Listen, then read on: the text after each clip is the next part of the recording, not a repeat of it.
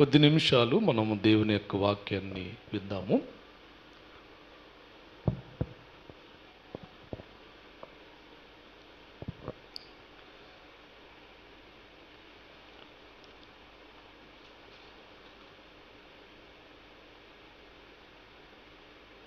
మత్తయి సువార్త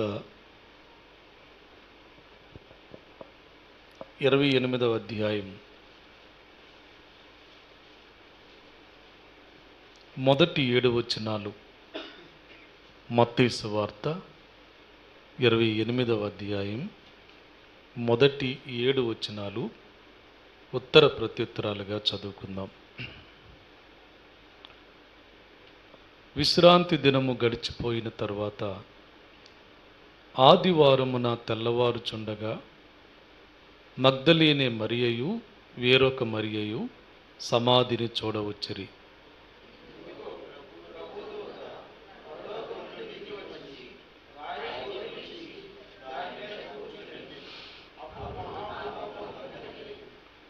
ఆ దూత స్వరూపము మెరుపు వలె ఉండెను. అతని వస్త్రము హిమమంత తెల్లగా ఉండెను.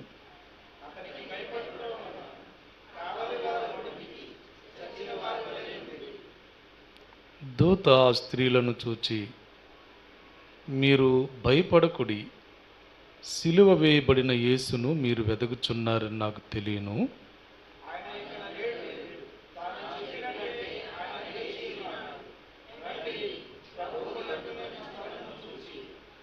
త్వరగా వెళ్ళి ఆయన మృతుల్లో నుండి లేచి ఉన్నాడని ఆయన శిష్యులకు తెలియజేయుడి. ఇదిగో, ఆయన గలిలయలోనికి మీకు ముందుగా వెళ్ళుచున్నాడు.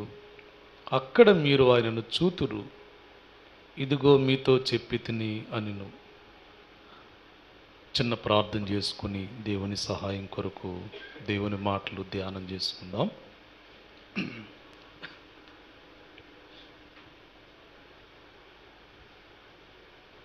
సర్వోన్నతుడా, మహోన్నతుడా, సర్వాధికారి, సజీవుడువైన దేవా, మీ ఘనమైన నామమును బట్టి మీ వందనాలు చెల్లిస్తున్నాం. ఈ ప్రత్యేక ఈస్టర్ ఆరాధన దినమున సంగముగా కూడుకునే భాగ్యాన్ని ఇచ్చారు. ప్రభువా, మిమ్మును గూర్చిన తలంపులు మా విశ్వాసాన్ని బలపరిచేదిగా, మేము మరింత మీకు దగ్గరగా సమీపంగా మరి ఇంకా మీలో మేము అంటుకట్టబడేదిగా ఉండడానికి మాకు సహాయం చేయండి. ఎండ తీవ్రంగా ఉంది. నీ ప్రజలు ఆసక్తితో నీ సన్నిధికి వచ్చారు. ప్రభువా, జ్ఞాపకం చేసుకొని మీ దాసుని బలపరిచి, మీ దాసుని అభిషేకించి, మీ దాసుని నోట నీ మాటలుంచి మీరే వాడుకోమని, ఈ సమయాన్ని మా కొరకు ఆశీర్వాదకరంగా చేయమని మా విమోచకుడు మా రక్షకుడు అయిన యేసుక్రీస్తు నామములో ప్రార్థించి వేడుకుంటున్నాము తండ్రి. ఆమేన్.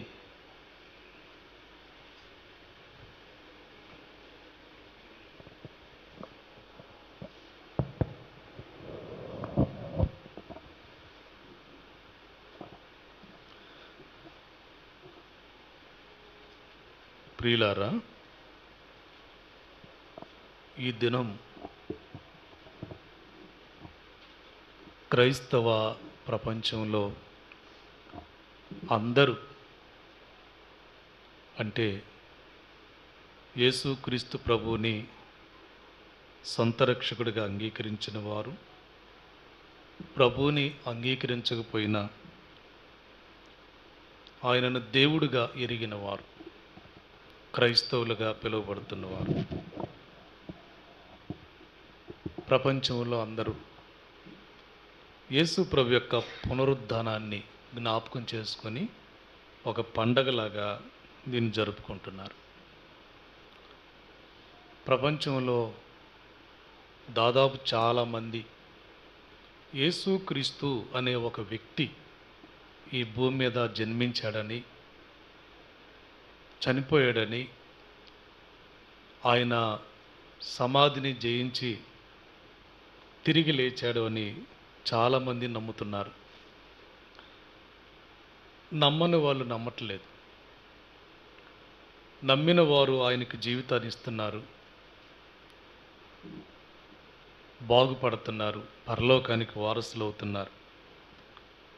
నమ్మని వారు నమ్మకుండానే లోకంలో జీవిస్తూ ఉన్నారు. ఏదైతేనేమి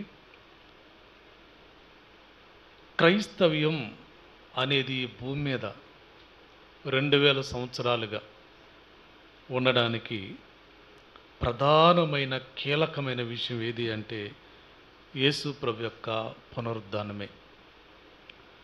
పునరుద్ధానమే లేకపోతే క్రైస్తవ్యం అనేది లేదన్నమాట. సంఘం యొక్క ఉనికి, క్రైస్తవ్యం అనేది యేసు ప్రభు యొక్క పునరుద్ధానం మీద ఆధారపడి ఉంది. చాలామంది యేసుక్రీస్తు శిలువలో చనిపోలేదు అని కొంతమంది వాదిస్తుంటే, శిలువలో చనిపోయిన ఆయన మరణాన్ని జయించి తిరిగి లేవలేదు అని కొంతమంది వాదిస్తున్నారు. అసలు యేసుక్రీస్తు మరణాన్నే జయించలేదు, సమాధిని గెలిచి తిరిగి లేవలేదు అనే విషయాన్ని ప్రచురం చేయడానికి యేసు ప్రభు చనిపోయిన నాడే ప్రయత్నాలు జరిగినాయి. ఆ రోజు నుంచి ఈ రోజు కూడా ఇదే ప్రచారం చేస్తున్నారు చాలామంది. ఏమని?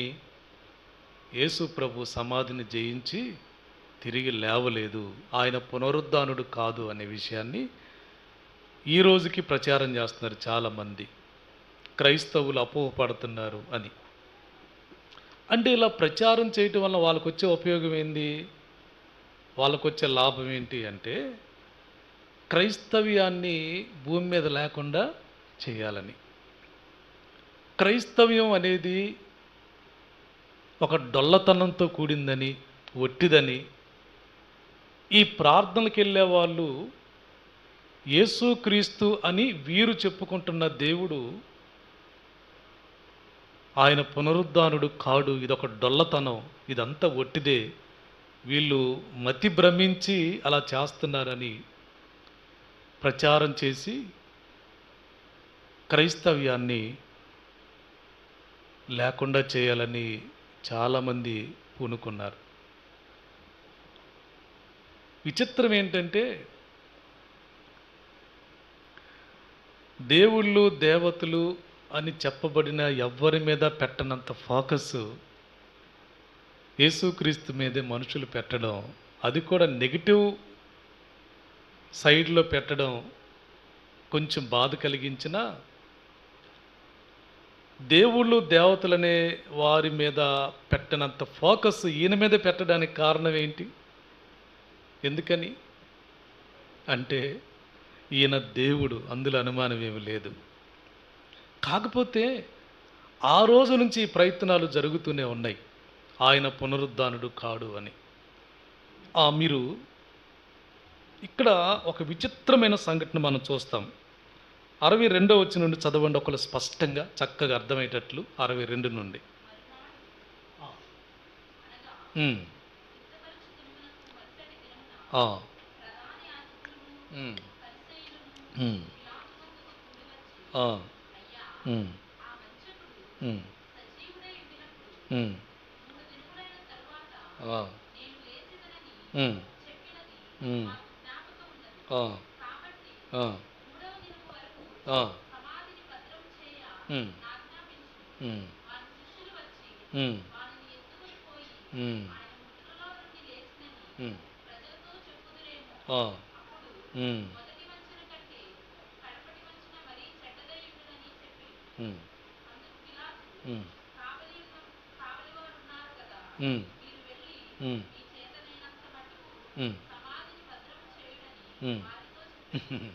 పిలాతు వాళ్ళతో అంటున్నాడు, మీకు చేతనైంది చేసుకోండి అన్నాడు. ఏమన్నాడమ్మా? మీకు చేతనైంది చేసుకోండి అన్నాడు. ఏ విషయంలో? వాళ్ళు వచ్చి అంటున్నారు, అయ్యా ఆయన మూడో రోజు తిరిగి లేస్తానని చెప్పింది మాకు జ్ఞాపకం ఉంది.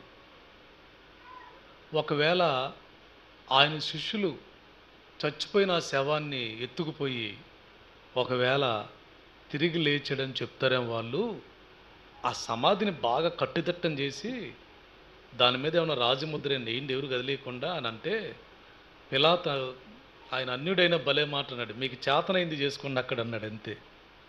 అంటే లెగుస్తాడని ఈయనకే నమ్మకం లేదు, కానీ వాళ్ళతన్న మాట ఏంటంటే మీకు చేతనైనంత మట్టుకు ఏం చేసుకుంటారో చేసుకోండి అన్నాడు. ఇక్కడ యేసు ప్రభువారి మీద వీరు చేస్తున్న ఈ ప్రయోగం చూడండి. ఇక్కడ ఎంత డీప్గా ప్రధాన యాజకులు ఆలోచన చేస్తున్నప్పుడు ఒక్క రెండు విషయాలు వాళ్ళు ఆలోచించి ఉంటే బాగుండేది అనుకుంటున్నాను నేను. ఏంటంటే రెండు విషయాలు. ఒకటి, లాజరు 4 రోజులు సమాధిలో ఉంటే లాజరు రా బయటికి అనగానే చచ్చిపోయిన లాజరు బతికి బయటకు వచ్చాడు కదా. మాట చెప్పి చచ్చిపోయిన లేపినోడు తాను లేచి రావడం కష్టమా? అది కొంచెం ఆలోచిస్తే బాగుండేది. నెంబర్ 2, ఆయన లేస్తాను అని చెప్పిన మాట మీకు నిజంగా జ్ఞాపకం ఉంటే ఎవరో ఎందుకు అక్కడ కాపలా మీరే ఉండకపోయారు వెళ్ళి అక్కడ? ఒకవేళ ఆయన నిజంగా లేస్తే లేచారని నమ్మండి, లేవలేదనుకో లేవలేదని చెప్పండి. కాపలా పెట్టండి, ఎవరన్నా ఉంచండి. డౌట్ మీకు వచ్చింది కదా, డైరెక్ట్ మీరే ఉండండి, ఏం జరిగిద్దో జరిగిద్ది. లేచాడనుకో లేచాడని నమ్మండి, లేవలేదనుకో లేవలేదని చెప్పండి. వీళ్ళు ఉండరంట అక్కడ, కానీ కాపలా వాళ్ళని పెట్టాలంట. ఎంత విచిత్రం చూడండి. అంటే ఈ రెండు విషయాలు కొద్దిగా వాళ్ళు ఆలోచన చేసి ఉండడితే బాగుండేది, కానీ వాళ్ళు ఆలోచన చేయలే. ఎందుకు ఆలోచన చేయలేదు తెలుసా? ఎందుకనో గానమ్మా, మనిషి మొదటి నుండి దేవుని విషయంలోనే కఠినంగా ఉంటాడు. మిగిలిన అన్ని విషయాల్లో బాగానే ఉంటారు, కానీ ఒక్క దేవుని విషయంలోనే కఠినంగా ఉంటాడు మనిషి. ఎందుకో తెలియదు అది. ఈయన ఒక్కడి విషయంలోనే మీరెంత పగడ్బందీగా ప్రయోగం చేయాల్సిన అవసరం ఏముంది? ఈయన పట్ల మీరు ఎంత తెలివితేటలు ఉపయోగించాల్సిన అవసరం ఏముంది? రోమా అధికారాన్ని, ఆ రాజముద్రను ఈయన పట్ల ఇంత ఇదిగా మీరు అక్కడ చేయాల్సిన అవసరం ఏముంది? ఆయన చనిపోయి తిరిగి లేస్తానని చెప్పాడు, లేస్తాడు. లేకపోతే లేవడు, లేతే లేస్తాడు. మీకెందుకు ఇంత పని? మీరెంత పని పెట్టుకోవాల్సిన అవసరం ఏముంది అంటే అక్కడ వారి హృదయ కాఠిన్యం క్లియర్గా కనిపిస్తూ ఉంది. బైబిల్ గ్రంథాన్ని మనం పరిశీలన చేస్తే మానవుడు దేవుని పట్ల ఎప్పుడు కఠినత్వాన్ని కలిగి ఉంటాడు. నిన్న మెల్లింపూడిలో ఒక ఆయన చనిపోయాడు రాత్రి. అందుకే ఈరోజు బాగా లేట్ అయిపోయింది ఆరాధన. ఆయన 10:30కి తీసుకెళ్ళారు. 11కి స్టార్ట్ చేసాం అక్కడ ఆరాధన. నిన్న ఉదయం నేను మంగళగిరి వెళ్తున్న పని మీద, అక్క కొంచెం సరుకులు తెమ్మంటే కర్ర పట్టుకొని ఆయన పంచాయతీ బల్ల ఉంటుంది కదా, దాని మీద కూర్చొని ఇట్టు ఉన్నాడు. నేను వెళ్ళేటప్పుడు తలకాయ ఇటు చూస్తున్నాడు. అరే పాపం ఎండలో కూర్చున్నాడు ఏంది అనుకున్నా. దాటి వెళ్ళిపోయాను. నాకు 2 గంటలు పట్టింది మంగళగిరిలో ఆ సరుకులు అవన్నీ తీసుకుని. తిరిగి వచ్చేటప్పుడు కూడా మళ్ళీ అక్కడే కూర్చొని ఉన్నాడు. కర్రెట్టు పట్టుకొని ఇలా కూర్చుందంటే ఆయన కొంచెం బాగా డ్రింకర్ అనమాట, బాగా తాగి ఉండేవాడు. నేను వెళ్ళేటప్పుడు అనుకున్నాను, ఏమనుకున్నానంటే కాటికి కాలు జాపుతున్న మనుషుల కఠినత్వం బాధే. యేసుప్రభువుని నమ్ముకుంటానికి ఎందుకు ఇంత కఠినంగా ఉంటారు మనుషులు అని అనుకుంటా వెళ్ళా. సాయంత్రానికి కబురు వచ్చింది ఆయన చచ్చిపోయాడని.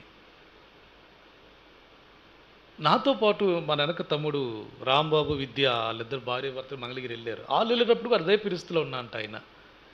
తిరిగి వచ్చేటప్పుడు ఆ అమ్మాయికి డౌట్ వేసి విద్య అందంట, ఏమండి ఈయన చచ్చిపోయి ఉంటాడు, వెళ్ళేటప్పుడు ఇలాగే ఉన్నాడు అని అంటే, ఏం మనకింద లేదని వెళ్ళిపోయారంట. నిజంగానే దగ్గరికి వచ్చి ఆ లోళ్ళు కదిలిచ్చేసరికి లేడు, చచ్చిపోయి ఉన్నాడు. చాలా బాధ అనిపించింది. వృద్ధాప్యం వస్తున్నా, కాటికి కాలు జాపుతున్నా, ఎందుకో దేవునికి హృదయాన్ని ఇవ్వడానికి చాలామందికి ఇష్టం ఉండదు. ఇక నువ్వు చచ్చిపోతావని డాక్టర్లు చెప్పినా, యేసు ప్రభువా నన్ను కాపాడయ్యా అంటానికి మనసు కూడా మనుషులకు రావట్లేదు. ఇక యవనస్తులు అంటారా, ఇక వాళ్ళకి పట్టపగ్గాలు లేవు, వాళ్ళ ఇష్టం ఇక అంతే.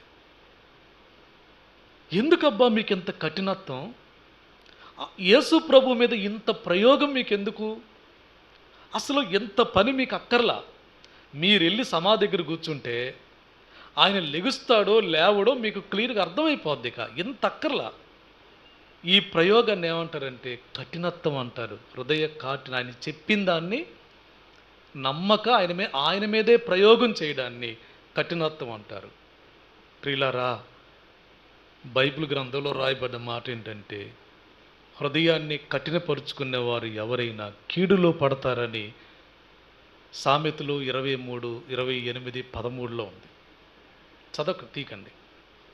హృదయాన్ని కఠినపరుచుకునే ఏ మానవుడైనా కీడులో పడతాడు. ఫరోకు ఎన్ని సూచక్రియలు చూపించాడు దేవుడు? 10 రకాల కళ్ళు చెదిరిపోయేలా, హృదయం కదిలిపోయేలా 10 రకాల తెగుళ్ళు దేవుడు చూపించాడు ఫరోకు. అయినా కూడా సారికి ఫరో ఏం చేసుకున్నాడంట? హృదయాన్ని కఠినం చేసుకున్నాడంట. హృదయాన్ని నేను మొన్న అక్కతో కూడా మాట్లాడుతూ ఒక మాట అన్నాను. ఫరో ఒక్కడు హృదయాన్ని కఠినం చేసుకోవటం వలన ఎన్ని ప్రాణాలు బలైపోయినాయి? దేశం మొత్తం ఎడారైపోయింది కదా బ్రదర్.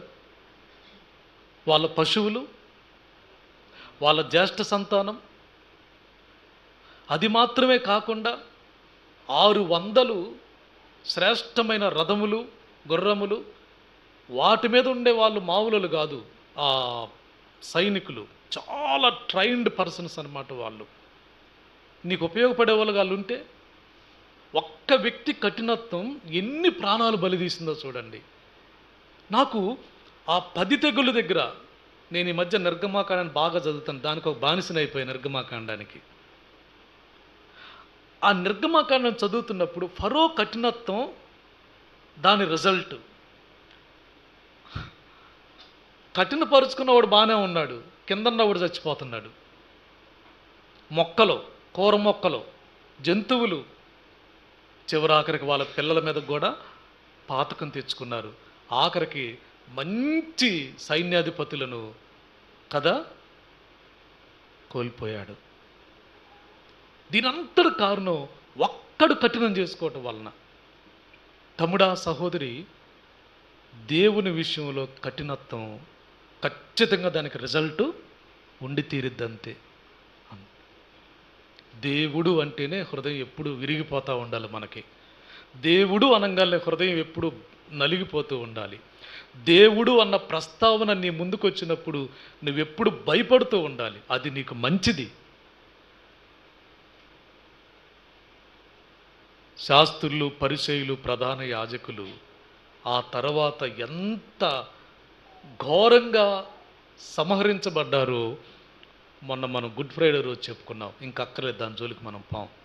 సరే, మొత్తానికి వాళ్ళ బాధేంద్ర బాబు అంటే యేసు ప్రభు తిరిగి లేవలేదని ప్రచారం చేయాలి. ఆ ప్రచారం నాటి నుండి నేటి వరకు కూడా యేసుక్రీస్తు తిరిగి లేవలేదని ప్రచారం చేస్తూనే ఉన్నారు. ఏంది వాళ్ళకు వచ్చే లాభం ఏంది?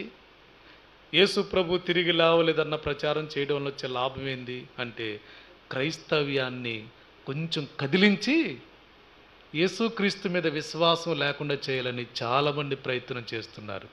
అది ఇప్పటికీ అవ్వదు, ఎప్పటికీ అవ్వదు అన్నమాట. సరే, గుర్తుపెట్టుకోండి. అయినా కూడా యేసు ప్రభువారు మరణాన్ని జయించి మూడో రోజు పునరుద్ధానుడై తిరిగి లేచాడు. నేను ఇలా అంటాను, అందరినీ బంధించి ఉంచే మరణం యేసుక్రీస్తుని బంధించలేకపోయింది. ఆదాము మొదలుకొని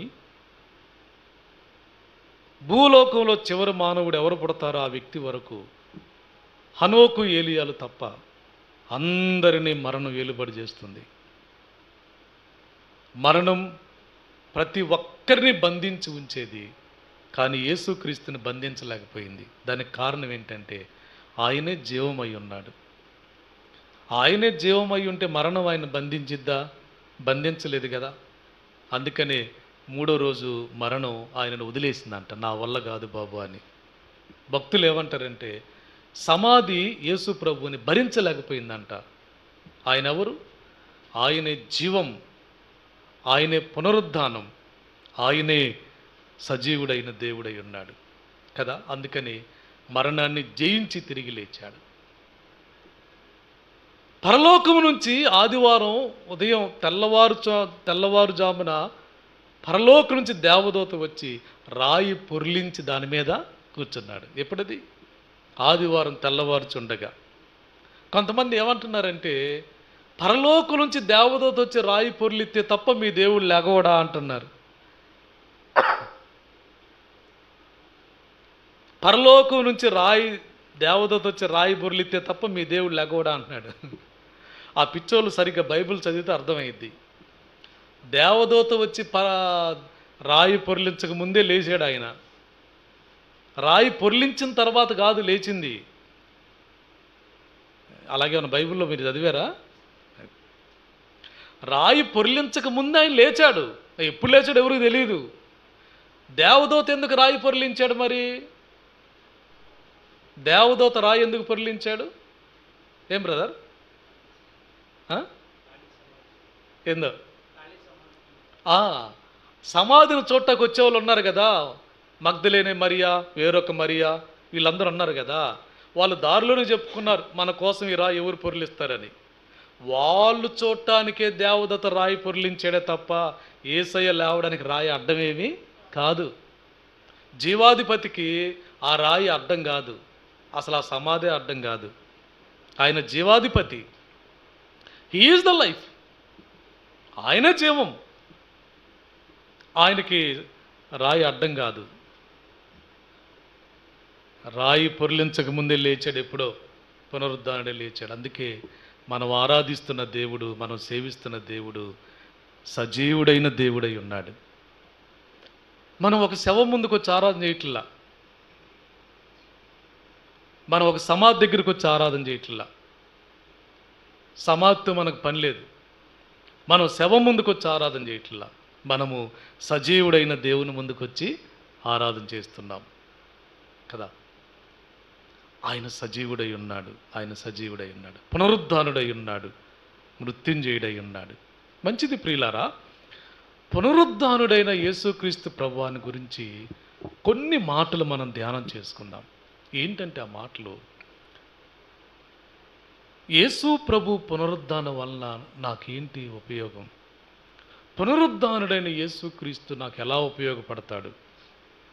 పునరుద్ధానుడైన యేసుక్రీస్తు నా పట్ల ఎలా ఉంటాడు, నాకు ఎలా ఉపయోగపడతాడు అని మనం ఆలోచన చేస్తే శ్రేష్టమైన సంగతులు బైబిల్లో రాయబడ్డాయి. ఇక్కడి నుంచి మనం యోహాను సువార్త 20లోకి వెళ్దాం. అందరు తీయండి. యోహాను సువార్త 20. యోహాను సువార్త 20వ అధ్యాయం.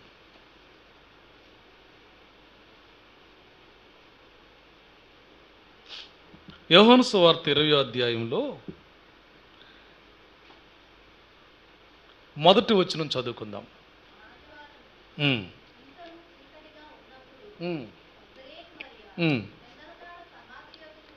చాలమ్మా. మగ్దలేని మరియా పెందల కాడ సమాధి దగ్గరికి వచ్చింది. 11వ వచనం.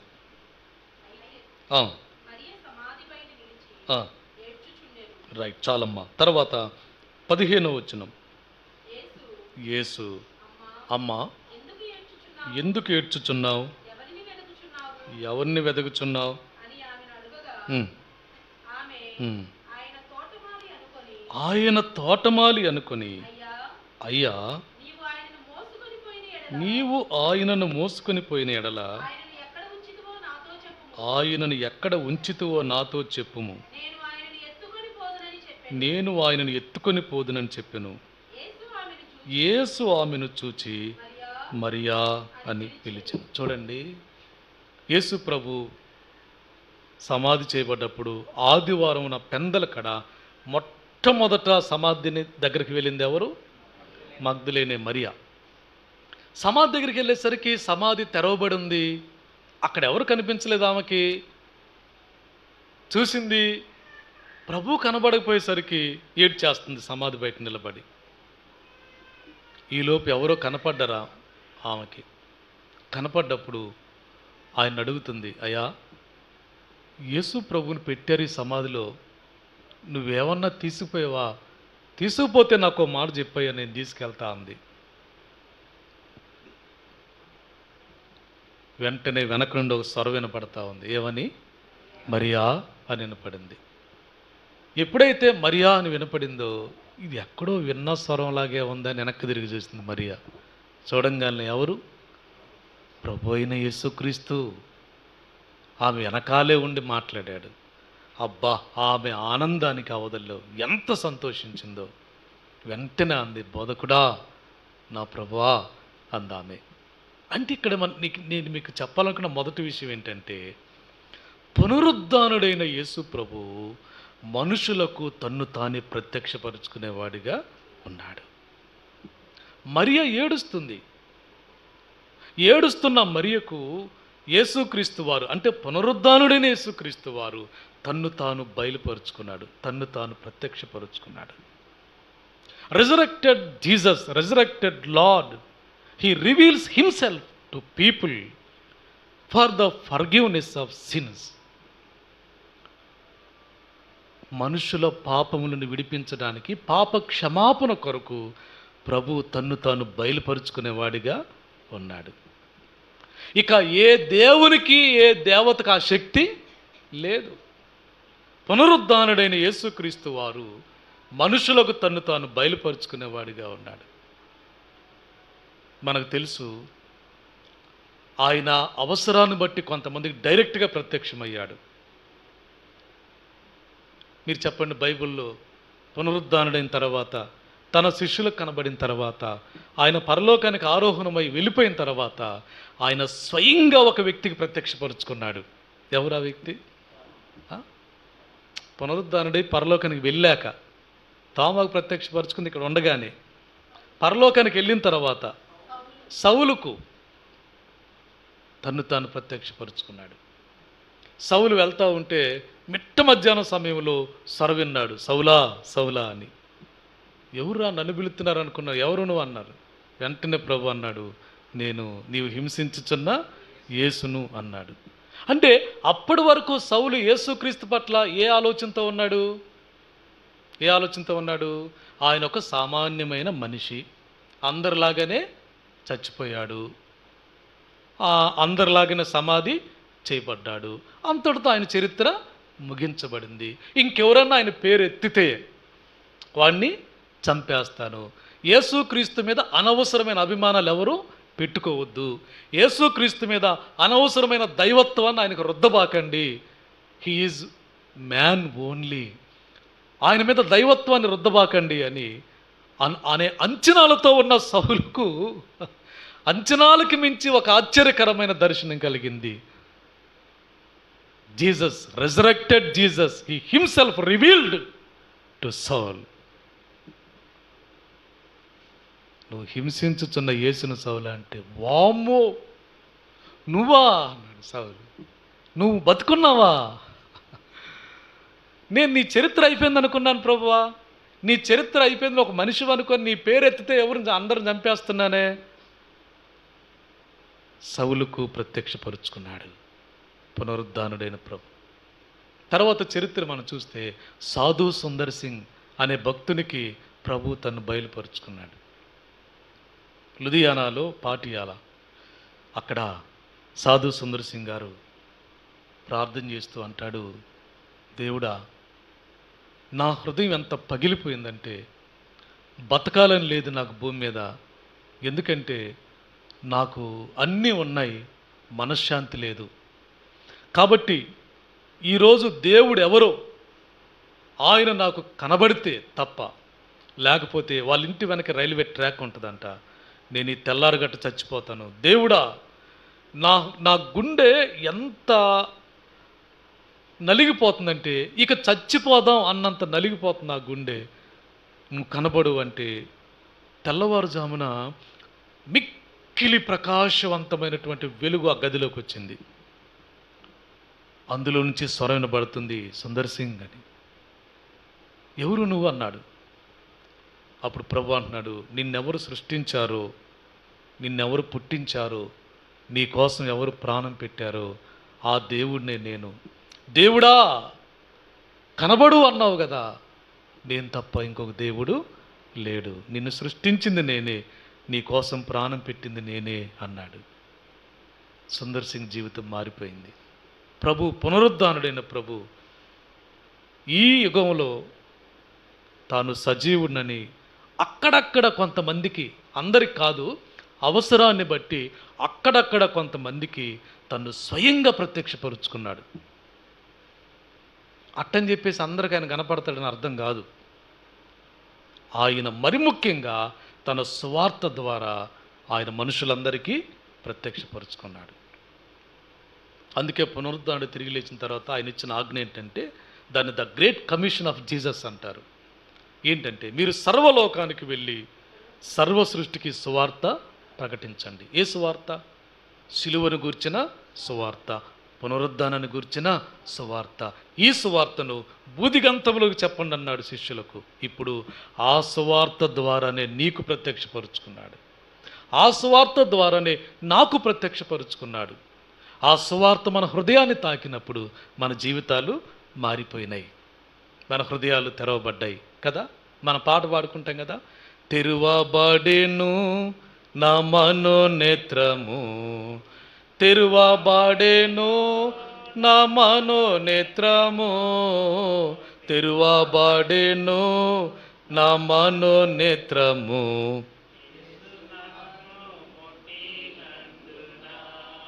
మీరు తర్వాత ఏం పాడతారో నాగే నేను, ఎందుకంటే కొంతమంది పాస్ గారు పాడుతుంటే అంటుంటారు, అది నాకు తెలుసు కొంతమంది, అందుకని మీరేం పాడతారని ఆగే.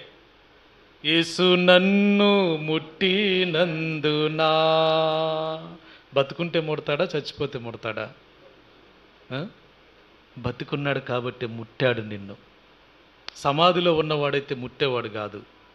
బతికున్నవాడు కాబట్టే నీ కళ్ళు ముట్టాడు, నా హృదయాన్ని తాకాడు. కనుక నా జీవితం మారిపోయింది. నా జీవితం మారిపోవటం మా ఇంట్లో వాళ్ళకి అర్థమైంది. నా జీవితం మారిపోవటం మా బజార్లో వాళ్ళకి అర్థమైంది. ఏంటి? నా జీవితం మారిపోవటం మా చుట్టాలకు అర్థమైంది. నా జీవితం మారిపోవటం స్వయాన నాకు జన్మనిచ్చిన తల్లిదండ్రులకు అర్థమైంది. మా అమ్మా నాన్నలు నన్ను మార్చలేకపోయారు, మా తల్లి ఏడుపు నన్ను మార్చలేకపోయింది. సజీవుడైన యేసుక్రీస్తు వారు, ఆయన నన్ను ముట్టాడు గనక, నా కళ్ళు ముట్టాడు గనక నా జీవితం బాగుపడింది. అది ఎలాగూ? తన సువార్త ద్వారా. ఈ సువార్త నీ యొద్దకు వచ్చింది, ఈ సువార్త ఒకరోజు నా యొద్దకు వచ్చింది. ఈ సువార్త ద్వారా ఆయన తన్ను తాను మనకు ప్రత్యక్షపరుచుకున్నాడు. కనుక ఆయన ఎవరు చెప్పండి? సజీవుడైన పునరుద్ధానుడైన యేసుక్రీస్తు వారు మనుషులకు తన్ను తాను ప్రత్యక్షపరుచుకునేవాడిగా ఉంటున్నాడు. కానీ ప్రియులారా, మన వెంకటరత్నం అన్న కూడా ఆ విషయం జ్ఞాపకం చేశాడు. సత్యారావు గారు పత్రికలు తీసుకొని హిమాలయాల పర్వతాల మీద ఎక్కడో అంత ఎత్తున, ఎక్కడో ఆ మేఘాలు కూడా దాటిపోయి అంత ఎత్తులో సత్యారావు గారి పైకి దేవుని ప్రేరేపణ బట్టి వెళితే, ఒక చెట్లలో, భయంకరమైన ఎత్తున్న చెట్లలో ఒక వ్యక్తి పిచ్చోళ్ళలాగా అటు ఇటు తిరుగుతున్నాడంట. అప్పుడు సత్యారావు గారు పైకి వెళ్ళి తన కోట్లో ఉన్నటువంటి కరపత్రిక, యోహాను సువార్త కరపత్రిక తీసి ఆ వ్యక్తికి ఇస్తే ఆ వ్యక్తి వెంటనే అన్న మాట ఏంటంటే, are you sent by God అన్నాడంట. నువ్వు దేవుని చేత పంపబడ్డావా అన్నాడంట. ఎస్ బ్రదర్, నీ కొరకు ప్రభు నన్ను పంపించాడు అన్నాడంట. యోహాను సువార్త తీసుకొని చదివి అక్కడే మోకరించి ఏడ్చి ప్రార్థన చేసి అన్నాడట, ఈ అనుభవం కోసం ఎన్నో ఏళ్ళుగా ఎదురు చూస్తున్నాను నేను. ఈరోజు నా జన్మ తరించింది. ఈరోజు దేవుని ప్రత్యక్షత నాకు దొరికింది, యేసు ప్రభు యొక్క దర్శనం నాకు దొరికిందని ఆ రోజు ఆయన హిమాలయాల పర్వతం మీద రక్షించబడ్డాడట. అంటే పునరుద్ధానుడైన యేసుక్రీస్తు మనుషులకు ఎంత దగ్గరకు వస్తున్నాడు, ఎంత దగ్గరకు వస్తున్నాడు, ఎంత సమీపానికి వస్తున్నాడు. ముఖ్యమంత్రి, ప్రధానమంత్రి మనకు దగ్గరగా వస్తుంటే, మనం ఆయనకు దగ్గరగా వెళ్తుంటే మధ్యలో ఎవరు వస్తారు? పోలీసు వాళ్ళు, సెక్యూరిటీ జరుగు జరుగు జరుగు జరుగు బాబు నాడు అసలు గీత గీస్తారు మనకు అక్కడ రోడ్డు మీద. ఏమంటారు? అసలు గీత దాటి రావద్దు అంటారు. ఒకళ్ళు ఎవడన్నా పాదం అట్ట వేస్తున్నాడు అనుకోండి, ఏం చేస్తాడు? పిస్టల్ తెస్తాడు అనమాట కదా. కానీ దేవాతి దేవుడు మనుషులకు ఎంత దగ్గరగా వస్తున్నాడు, మనల్ని ఎంత దగ్గరగా రమ్మంటున్నాడు. ఎంత భాగ్యం ఎవరికి ఉంది? కాబట్టి he himself reveals to people, the resurrected Lord he himself reveals to people for the forgiveness of since.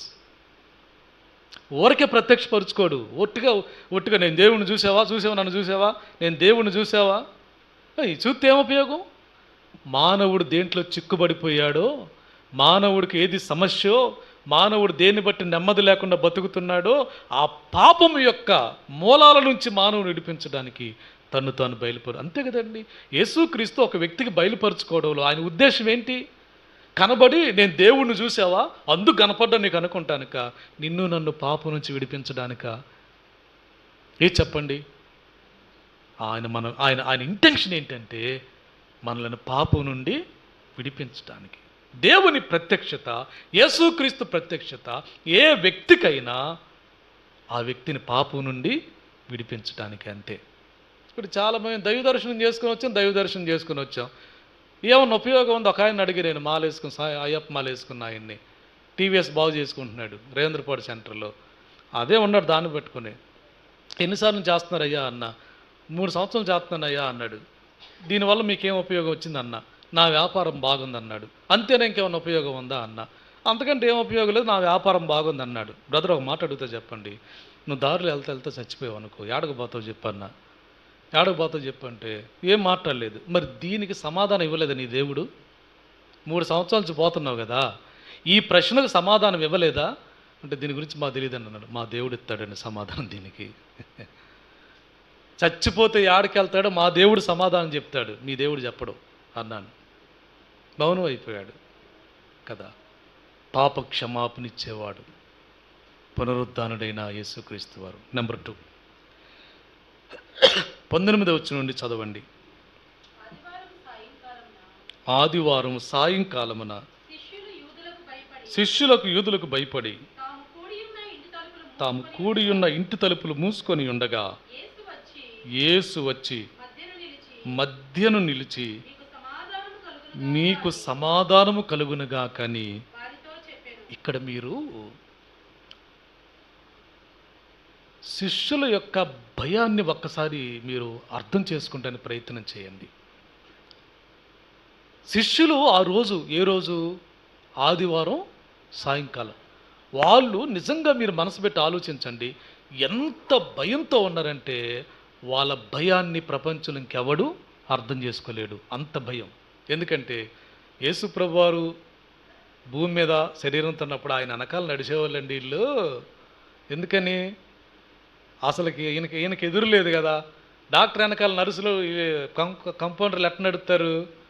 Doctor గారికి కూడా అంత బిల్డప్ ఉండదు. వీళ్ళు వెనకాల నడుపుతారు కంపౌండర్లో, వీళ్ళు వెనకాల వాళ్ళు అబ్బో వాళ్ళు నడుపుతారు. అట్టగే యేసుప్రభు నడుపుతుంటే వెనకాలి పేతురు, యోహాను వీళ్ళందరూ అబ్బో వీళ్ళ నడక, వీళ్ళ టీవీతనం ఎట్టుండేదో. ఏంటంటే కుంటోళ్ళకి కాళ్ళు ఎత్తాడు, గుడ్డోళ్ళని కళ్ళు ఎత్తాడు, చచ్చిపోయిన లేపుతాడు, ఆహారం పెడతాడు, అన్నీ చేస్తాడు. ఈయన వెళ్తుంటే వెనకాల టీవీగా నడిచిపోయి ఇప్పుడు ఈయన లేడు. పైగా యోధా సమాజం అంతా నాడు యేసు ప్రభు వారికి పూర్తి వ్యతిరేకంగా ఉంది. ఎవరైతే యేసుక్రీస్తు శిష్యులు అని వాళ్ళ ఐడెంటిటీలోకి వెళ్ళిపోయిందో, వాళ్ళ గుర్తింపులోకి వెళ్ళిపోయిందో, దాదాపు వాళ్ళందరి మీద నిఘా పెట్టారు. ఎవరు? యూదులు. ఎవరెవరు? అందుకని మీరు గుర్తుపెట్టుకోండి, నువ్వు వాళ్ళల్లో ఒకడవు కాదా నా అమ్మాయి ఎందుకంది? ఎందుకంది అసలు ఆ రోజు ఆ చిన్నది ఆ మాట ఎందుకంది అంటే, యూదులు వాళ్ళ మీద నిఘా పెట్టారన్నమాట. ఎవరెవరు యేసుక్రీస్తు వెనక తిరుగుతున్నారు, ఎవరెవరు యేసుక్రీస్తు శిష్యులుగా ఉన్నారని యోధా సమాజం వారి మీద ఒక నిఘా వేసింది. అందుకే ఆ అమ్మాయి అంది, లేకపోతే ఆ అమ్మాయికి ఏం పని కదా. సో నిఘా వేశారు. ఇప్పుడు యేసు ప్రభు కనపట్లా, వీళ్ళు మాత్రం కనపడుతున్నారు. నిజంగండి, వాళ్ళ భయము ఎవడు అర్థం చేసుకోలేడు. తలుపులు వేసుకొని గజ గజ గజ వణికిపోతూ ఉన్నారు. ఆ రాత్రి వాళ్ళకి ఏం జరిగిద్దో తెలియదు. అలాంటి పరిస్థితుల్లో పునరుద్ధానుడైన ప్రభు అయిన యేసుక్రీస్తు మూసిన తలుపులు మూసి ఉండగా, పెట్టిన గడి పెట్టినట్టే ఉండగా, తలుపులు కొట్టకుండా డైరెక్ట్గా వచ్చి వాళ్ళ మధ్య నిలబడ్డాడు. యేసుప్రభు వారు నిలబడన్నాడు, మీకు సమాధానము కలుగునగాక అన్నాడు. నిజంగా అండి, ఆ పరిస్థితుల్లో వాళ్ళని అర్థం చేసుకోగలిగిన వ్యక్తి ఎవరు? ఒకే ఒక్కనికి సాధ్యం. అది ఎవరికి? ఒక్క యేసుక్రీస్తుకే సాధ్యం. ఇక అది వాళ్ళని అర్థం చేసుకోవటం ఇంకెవరి వల్ల కాదు. వాళ్ళు యూదులకు భయపడి ఎంత భయపడుతున్నారు, వాళ్ళ భవిష్యత్తు గురించి వాళ్ళు ఎంత ఒక ప్రశ్నార్థకంగా వాళ్ళు నలిగిపోతున్నారు. ఇప్పుడు ఏం చేయాలి? చేపలు పట్టాలా? సువార్త చెప్పాలా? ఇప్పుడు ఏం చేయాలి? మనం అసలు మనుషులకు ఎట్లా మనం వెళ్ళి వాళ్ళకి కనబడాలి? అసలు ఈ తలుపు తీసి బయటకు వెళ్తే మన భవిష్యత్తు ఏమైద్దో అన్నంత భయంతో వాళ్ళు ఉన్నప్పుడు ఆయన వారి మధ్యకు వచ్చి మీకు సమాధానం కలుగునుగాక అన్నాడు. ప్రియులారా వినండి, ఈ భూమి మీద మనుషులుగా మనకు కలుగుతున్న భయాలను, మనకు కలుగుతున్న కలవరాలను, మనకు కలుగుతున్న దిగులును అర్థం చేసుకోగలిగిన ఏకైక వ్యక్తి మన ప్రభు, మనం ఆరాధించే యేసుక్రీస్తు వారు. ఎందుకో తెలుసా? మీరు అంటారు, అన్న ఆయన దేవుడు కాబట్టి మన అన్నీ ఆయనకు అర్థమవుతాయి కదా అని మీరు అనొచ్చు.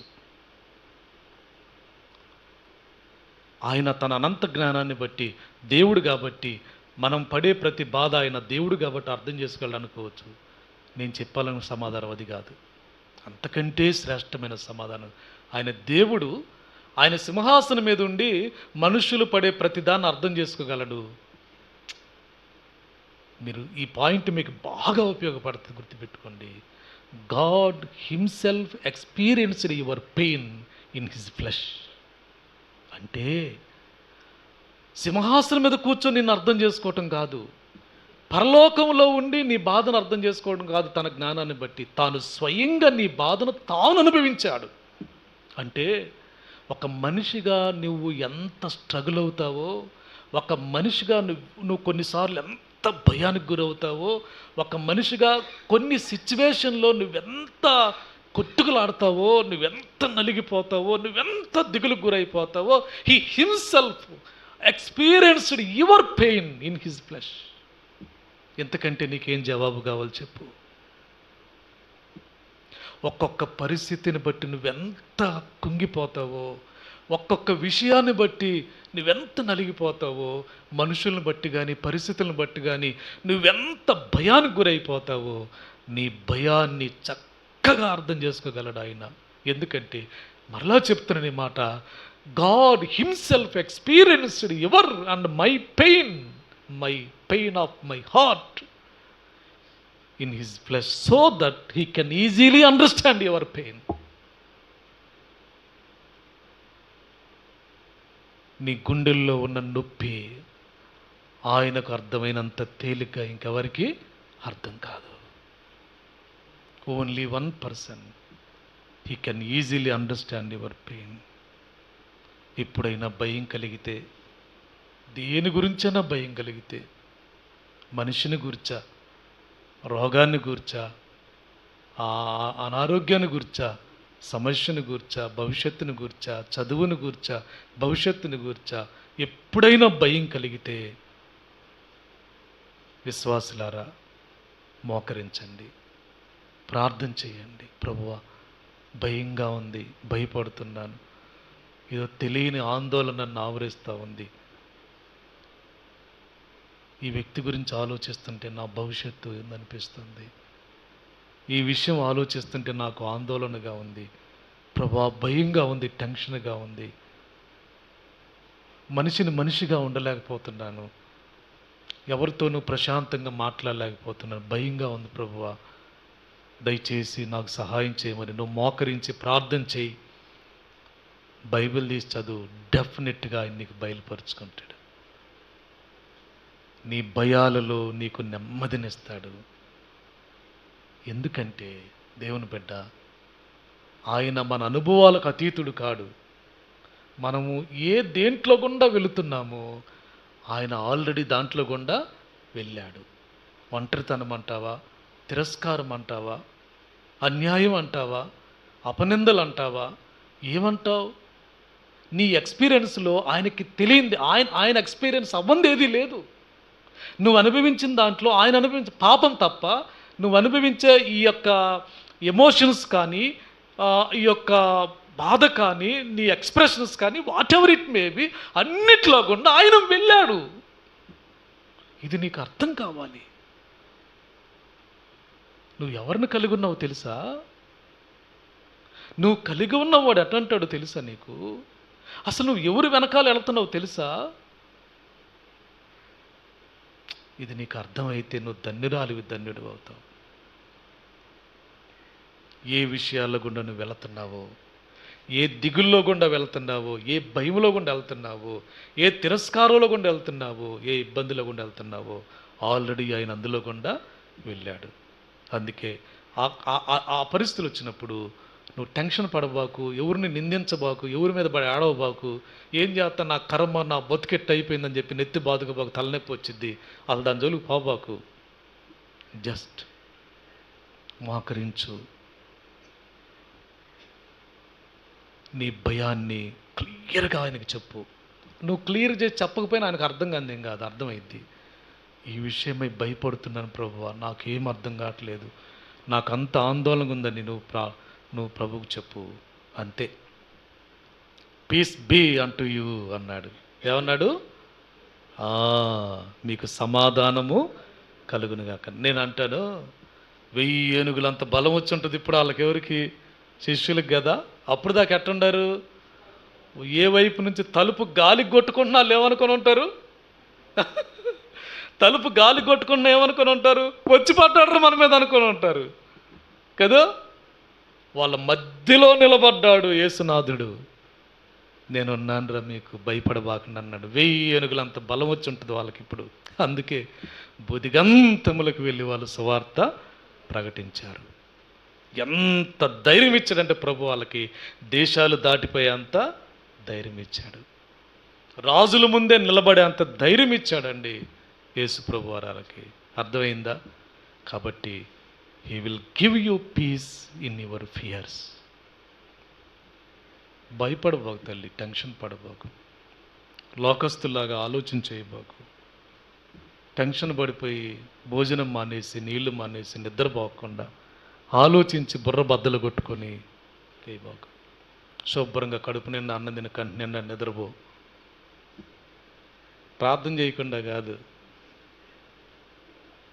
నీ భయం ఏదైతే ఉందో అది నీ ప్రభువుకి చెప్పు. తప్పకుండా ఆయన విషయంలో నీకు సమాధానం ఇస్తాడు. నెంబర్ 3, 24వ వచనం.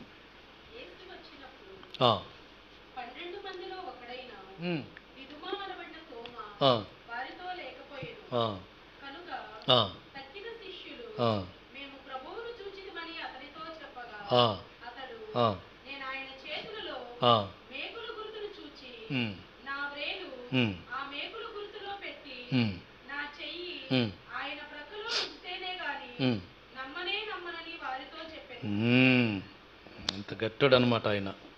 ఎవరు? తోమా. సాయంకాలమున ఇప్పుడు యేసుప్రభు వారికి బయలుపరుచుకున్న తర్వాత వీళ్ళందరూ భలే హ్యాపీగా ఉన్నారు. ఇక పండగే పండగ. ఇప్పుడు అసలైన ఇష్టం అనమాట వాళ్ళకి. ఏం పండగలు, ఏం ఆనందంగా ఉన్నారు. లేదు మనోళ్ళు లేడు అక్కడ. ఆ 10 మందే ఉండారు. ఆడకు పోయాడో తెలియదు. మొత్తానికి వచ్చాడు. వచ్చినాక వాళ్ళందరూ భలే సంతోషంగా ఉన్నారు. ఏందిరా మీరు నవ్వుకుంటున్నారు అన్నాడు. ఏందంత హ్యాపీగా ఉన్నారు అన్నాడు. ఏం లేదు, యేసు ప్రభు మాట్లాడాడు మాతో, కనపడ్డాడు అన్నాడు. ఏంది, మీ అంత అమాయకుల్ని, మీ అంత పిచ్చోళ్ళు నేను భూమి మీద ఎవరుని చూడలేదు అబ్బాయి. చచ్చిపోయిన వాళ్ళు తిరిగి ఎవరు లేవుతారా చెప్పండి. మీరు పిచ్చోళ్ళు కాబట్టి నమ్మారు. కానీ ఎట్టున్నాడు, ఎంత ఎత్తున్నాడు, అంతే ఉన్నాడా? ఏ భాష మాట్లాడాడు, ఏం మాట్లాడాడు మీతో చెప్పండి అని అన్నాడా? అసలు ఆ యేసుక్రీస్తు టాపిక్ నా దగ్గర ఎత్తవాకండి అసలుకి. లేదు తోమా, మేము జోక్ చేయట్లేదు, నిజమే చెప్తున్నాం. ప్రత్యక్షమయ్యాడు, మాతో మాట్లాడాడు. చూడు, పొద్దున మేము ఎట్టున్నాం, ఇప్పుడు ఎంత హ్యాపీగా ఉన్నాం చూడు. దీనికి కారణం అదే, ఆయన ఆయన ఆయన కనపడ్డాడు, అందుకే ఎంత హ్యాపీగా ఉన్నాం అండి. సరే కానీ నేను మీ అంత బలహీనం కాదులే, కానీ నేను ఆయన గాయాలలో వేలు పెట్టి చూస్తే కానీ నేను నమ్మను అన్నాడు. ఈడితో మనకెందుకు లేరు బాబు, ఇది మొండోళ్ళలాగా ఉండడం, మెలకుండా కూర్చున్నారు వాళ్ళు. సరిగ్గా 8 రోజులు అయిందండి. అంటే ఈ సండే నుంచి 8 రోజులు ఏమొచ్చింది చెప్పండి? మళ్ళీ ఆదివారం వస్తుంది, అంతే కదా. ఈ ఆదివారం ప్రభు ప్రత్యక్షమయ్యాడు సాయంకాలమున. మళ్ళీ నెక్స్ట్ ఆదివారం 8వ రోజు ఆదివారం వస్తుంది. 8వ రోజున వాళ్ళు అలాగే మళ్ళీ కూడుకొని ఉంటే మళ్ళీ ప్రభు వాళ్ళ మధ్యకి వచ్చాడు. ఈసారి తోమా అక్కడే ఉన్నాడు. యేసు ప్రభు ఎవ్వరి జోలికి పోలా. రావటం తోమా అన్నాడు. వెలిక్కిపడ్డాడు తోమా. దగ్గర రా అన్నాడు. దగ్గరకు వచ్చాడు, చేతులు చాపాడు. పెట్టినాను, నీ వేలు నా గాయాలలో పెట్టి చూడు, నా ప్రక్కలో నీ చెయ్యి ఉంచి చూడు, నేనో కాదో చూడు అన్నాడు. అంతే. ఏలు పెట్టాడా తోమా? పెట్టాడమ్మా? ఏలు పెట్టల, కాళ్ళ మీద పడ్డాడు. నా ప్రభువా, నా దేవా, సందేహించినందుకు సారీ అయ్యా, క్షమించయ్యా. ఎప్పుడు చూడలేదు కదా బతికున్న వాళ్ళని, అందుకే క్షమించు ప్రభువా అన్నాడు. అప్పుడు ప్రభు అన్నాడు, నువ్వు చూచి నమ్మావు తోమా, చూడక నమ్మిన వారు ధన్యులు అన్నారు. ఇప్పుడు తోమా పోగొట్టుకున్నది ఏంటి చెప్పండి? ఒక ధన్యత పోగొట్టుకున్నాడు. ఏంటంటే ఆ ధన్యత, చూడక నమ్మిన వారు ధన్యులని. ప్రియులారా వినండి, ఈ చిత్రం చెప్పనా మీకు. తోమా చూచి నాకు నమ్మాడు, మనం నమ్మినాక చూస్తున్నాం ఆయన్ని, అంతే కదా. తోమా చూసినాక నమ్మాడు ప్రభువుని, మనం నమ్మినాక చూస్తున్నాం. రోజు చూస్తూనే ఉన్నాం ఆయన్ని మనం కదా. ఒక్కసారి చూసి నమ్మాడు, మనం నమ్మి రోజు చూస్తున్నాం ఆయన్ని. ఇందుకు ఇక్కడ నేను చెప్పాలనుకున్న మాట ఏంటంటే, తోమా సందేహించాడు. చాలాసార్లు అండి మన విశ్వాస జీవితంలో మనం కొనసాగుతున్నప్పుడు ఎంత భక్తులైనా, ఎంత ప్రార్థన చేసుకునే వారికైనా కొన్నిసార్లు సందేహం ఉంటుంది. నిజంగా నేను రక్షించబడ్డానా? నిజంగా ప్రభు నన్ను పిలిచాడా? నిజంగా ప్రభు నాతో ఉన్నాడా?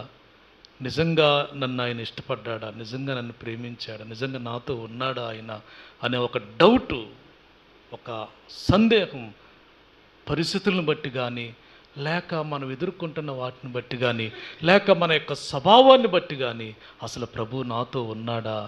నన్ను ఆయన పిలిచిన మాట నిజమేనా? నన్ను ఆయన రక్షించిన మాట నిజమేనా అని ఒక డౌటు, సందేహం మనకే కలగొచ్చు, లేక దుష్టుడు మనకు ఆ సందేహాన్ని పెట్టొచ్చు. అప్పుడు కూడా ఏం చేయాలి చెప్పండి? అప్పుడు కూడా ఏం చేయాలి? నీకు సందేహం కలిగిందా ప్రభు మీద? నీతో ఉన్నాడో లేదో డౌటా?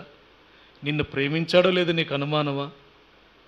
నిన్ను ఇష్టపడ్డాడో లేదో నీకు అనుమానమా? నిన్ను కోరుకున్నాడో లేదో నీకు అనుమానమా? నీతో ఉన్నాడో లేదో నీకు అనుమానమా? ఓ పని చేయండి, సేమ్ ఇందాక చెప్పిందే చెప్తున్నాను. మోకరించండి, ప్రార్థన చేయండి. ప్రభువా, అనుమానం, భయంగా ఉంది, నువ్వు నాతో ఉన్నావా? ఇక రోజు ఈ ప్రార్థన చేయబాకండి. ఆ పరిస్థితిలో చెబుతున్నాను నేను. రోజు మోకరించి నాతో ఉన్నావా ప్రభు అనుమని నువ్వేందో ఆయనకు అర్థమైపోద్ది. ఇక ప్రభువా, చాలా డౌట్గా ఉంది, టెన్షన్ పడుతున్నాను ప్రభువా, డౌట్గా ఉంది. నాకెందుకు అనుమానంగా ఉంది నా రక్షణ మీద, నా యొక్క పిలుపు మీద, నా రక్షణ మీద నాకు అనుమానంగా ఉంది. అనుమానపడరా తల్లి? స్త్రీలు కనిన వారిలో బాప్తిస్మిచ్చి యోహాను కంటే గొప్పవాడు లేడని చెప్పాడు ప్రభువైన యేసుక్రీస్తు వారు. ఆ యోహానే ఒకరోజు అన్నాడు, రాబోవాడవు నీవేనా, నేను మళ్ళీ మేము ఎవరి కోసం ఎదురు చూడాలా అన్నాడు యోహాను. యోర్దాను నదిలో, నా నది దగ్గర యేసుప్రభు వారు వస్తుంటే, ఇదిగో లోక పాపములు మోసుకొని పోవు దేవుని గొర్రె పిల్లవని స్వయాన సాక్ష్యం ఇచ్చిన వాడు ఈయన. నాకు బాప్తిస్మ యోహాను అంటే యేసు ప్రభుకి స్వయాన బాప్తిస్మ ఇచ్చిన వాడు. తన చేతులతో బాప్తిస్మ ఇచ్చి తన నోటితోనే యేసుక్రీస్తు గురించి సాక్ష్యం ఇచ్చిన వాడు తీసుకెళ్ళి జైల్లో పడేసరికి ఆ జైలు గోడల మధ్య అనుమానం వేసింది యోహానుకు. మనకు అంతే. ఆ జైలు గోడల మధ్య మనకు అనుమానాలు కలుగుతాయి. ఆ సమస్యల మధ్య మనకు అనుమానాలు కలిగితే నిజంగా ప్రభు నన్ను ఎన్నుకున్నాడా అని.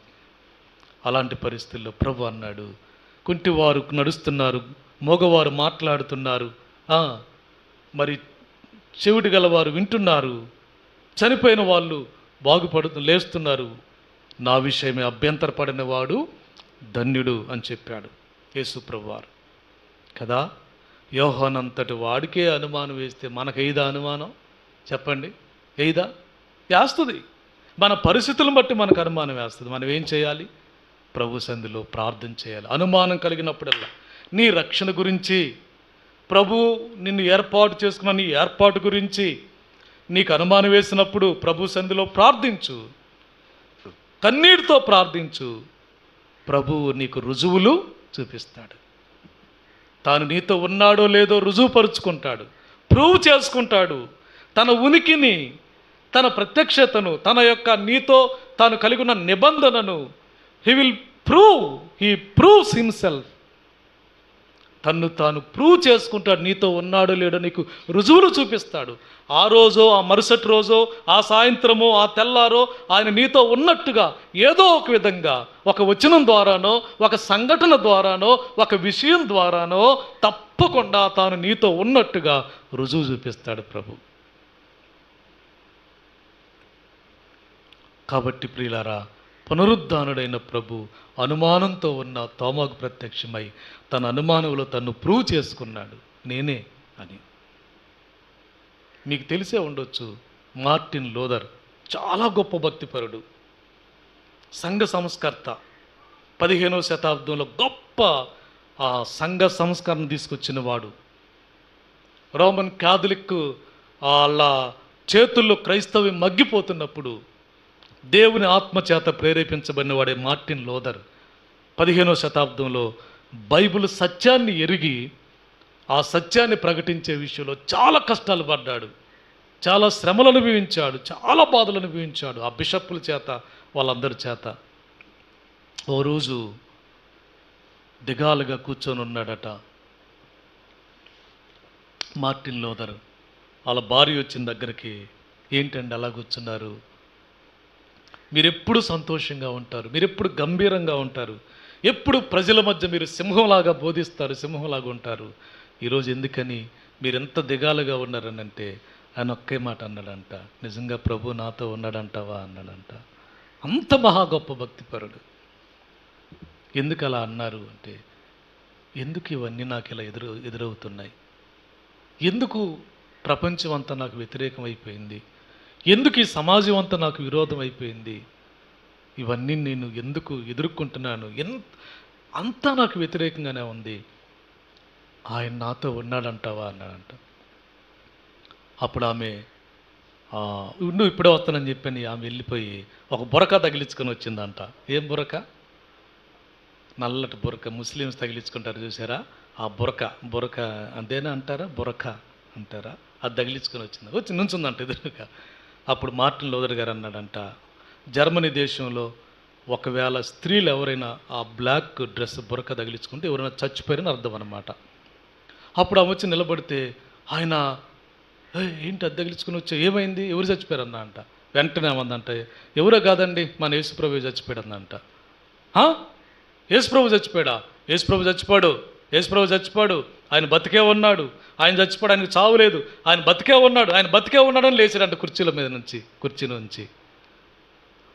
అంటూనే లేచాడు కుర్చీలోంచి పైకి లేచి మళ్ళా తన పని చేయటానికి వెళ్ళిపోయాడు. అంటే అంత నిరాశలో ప్రభు నాతో ఉన్నాడా అన్నంత అనుమానం అంత గొప్ప భక్తిపరుడికి వేసినప్పుడు తన భార్య మాటల ద్వారా ప్రభు రుజువుపరుచుకున్నాడు ఆయన ఉనికిని. అలాగున ప్రభు నీకు కూడా ఏదో ఒక విధంగా తన ఉనికిని ప్రూవ్ చేసుకుంటాడు. నీ సందేహాలలో, నీ భయాలలో నువ్వు చేయాల్సింది ఒక్కటే, ప్రార్థన చేయడం, వాక్యాన్ని చదవడం, ఆయన నమ్మడం, ఆయనకు దగ్గర అవ్వడానికి ప్రయత్నం చేయడం. ముగించేసాను తల్లి. మన దేవుడు ఎవరు? పునరుద్ధానుడైన దేవుడు. మనం ఒక శవం ముందుకు వచ్చి ఆరాధన చేయట్లేదు, ఒక సమాధి దగ్గరికి వచ్చి పూజించట్లేదు. ఆయన సజీవుడైన దేవుడు. మనం ఏమండి, ప్రపంచంలో క్రైస్తవుడుకున్న అతిశయం ఇంకెవరికి లేదు కదూ. ఇక ఏ భక్తుడైనా నా దేవుడు సజీవుడు అని చెప్పే దమ్ము ఎవరికన్నా ఉంది? ఇంకా ఎవరికి లేదు కదా. నీకున్న అతిశయం ప్రపంచులకి ఏ భక్తుడికి లేదు కదా. మా దేవుడు మరణించి పునరుద్ధానుడే తిరిగి లేచానని చెప్పే ధైర్యం ఎవరికన్నా ఉందా? ఎవరికి లేదు. దేవుళ్ళు, దేవతలు అనుకున్నవారు అనేక మంది చనిపోయి సమాధికే పరిమితమయ్యారు. కానీ నీ దేవుడు సమాధిని జయించి తిరిగి లేచాడు. కనుక నా దేవుడు సజీవుడని చెప్పుకునే అతిశయం నీకు మాత్రమే ఉంది. క్రైస్తవుడికున్న అతిశయం ఈ ప్రపంచులకి ఏ భక్తుడికి లేదు. మన ప్రభు సజీవుడు. ఈ సజీవుడైన ప్రభు ఏం చేస్తున్నాడంటే మనుషులకు తన్ను తాను బయలుపరుచుకుంటున్నాడు, రక్షించడానికి బయలుపరుచుకుంటున్నాడు. ఆ ప్రభు భయాలలో ఉన్న తన పిల్లలకు సమాధానాన్ని ఇచ్చేవాడిగా ఉంటున్నాడు. అంటే నీ భయాన్ని ఆయన